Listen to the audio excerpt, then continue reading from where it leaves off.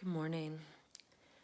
With these crazy times, I've decided to mix up the reading a little bit, and I'm going to read to you guys The Yamas and Niyamas by Deborah Adele. This is the preface. I have a favorite mug that sits on my office desk, filled with pens and pencils. This mug was given to me by one of my brothers many years ago, and I still look at it daily and chuckle. The mug says, "Things to do today. 1. Stop the arms race. 2. Floss." I mention the mug because not only does it keep me tuned to both the lofty ideals of my life as well as the practical components, but it also speaks to the essence of the Yamas and Niyamas.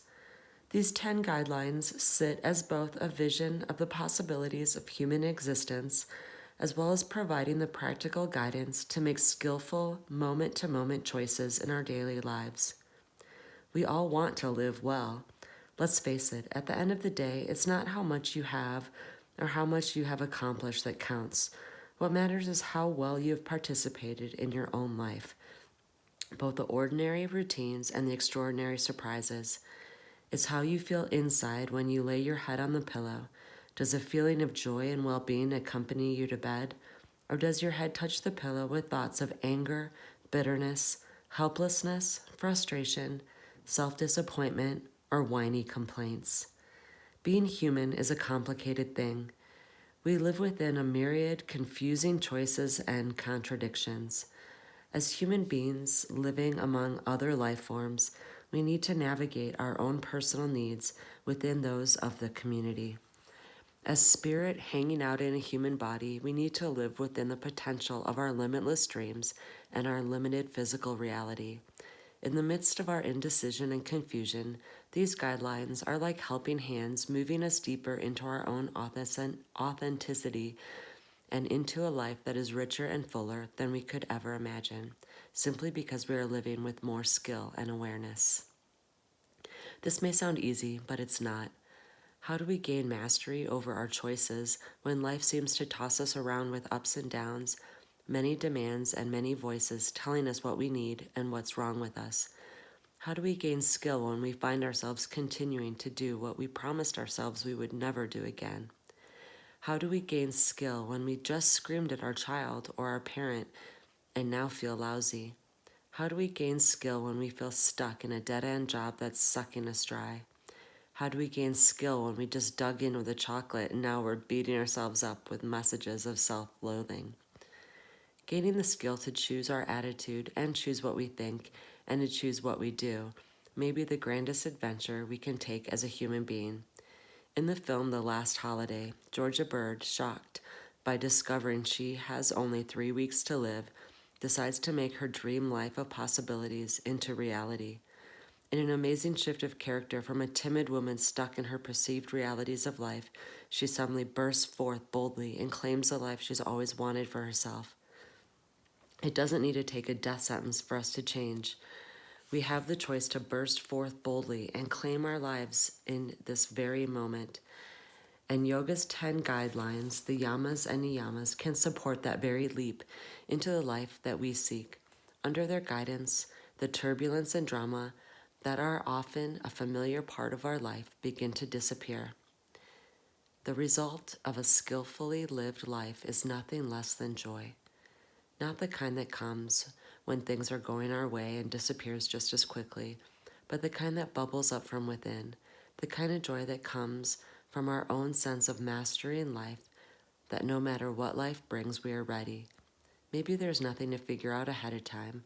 There is only a life to live well, or not. Which are you choosing for yourself? What are the yamas and niyamas? The yamas and niyamas are foundational to all yogic thought. Yoga is a sophisticated system that extends far beyond doing yoga postures. It's literally a way of living. Yoga is designed to bring you more and more awareness of not only your body, but also your thoughts. The teachings are a practical, step-by-step methodology that bring understanding to your experiences, while at the same time pointing the way to the next experience. They're like a detailed map telling you where you are and how to look for the next landmark.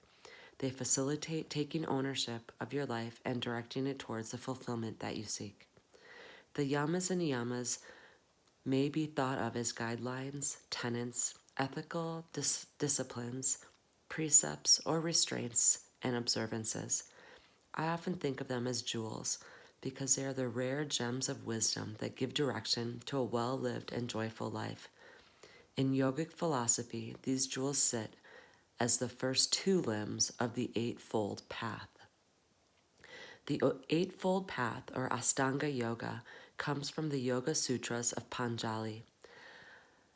Panjali, curious about what held true for all different kinds of yoga, codified these basic tenets of all yoga in writings called the Yoga Sutras. Our word sutra comes from the same word.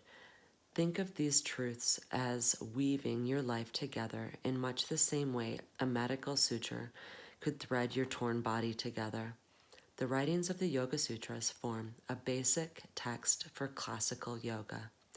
The other 6 limbs of the Eightfold Path are asana, or postures, pranayama, or breath control, pratyahara, or sense withdrawal, dharana, or concentration, dhyana, meditation, and samadhi, state of unity.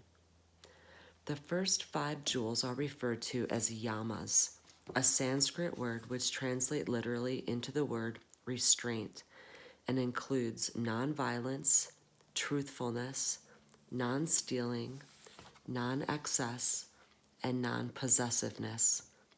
The last 5 jewels are referred to as the niyamas, or observances, and include purity, contentment, self-discipline, self-study, and surrender. Many guides to ethical conduct may leave us feeling overwhelmed with concepts or boxed in by rule sets. Yoga's guidelines do not limit us from living life, but rather they begin to open life up to us more and more fully, and they flow easily into one another in ways that are practical and easy to grasp. I will start tomorrow with ahimsa, nonviolence. Have a great day, guys. Love you.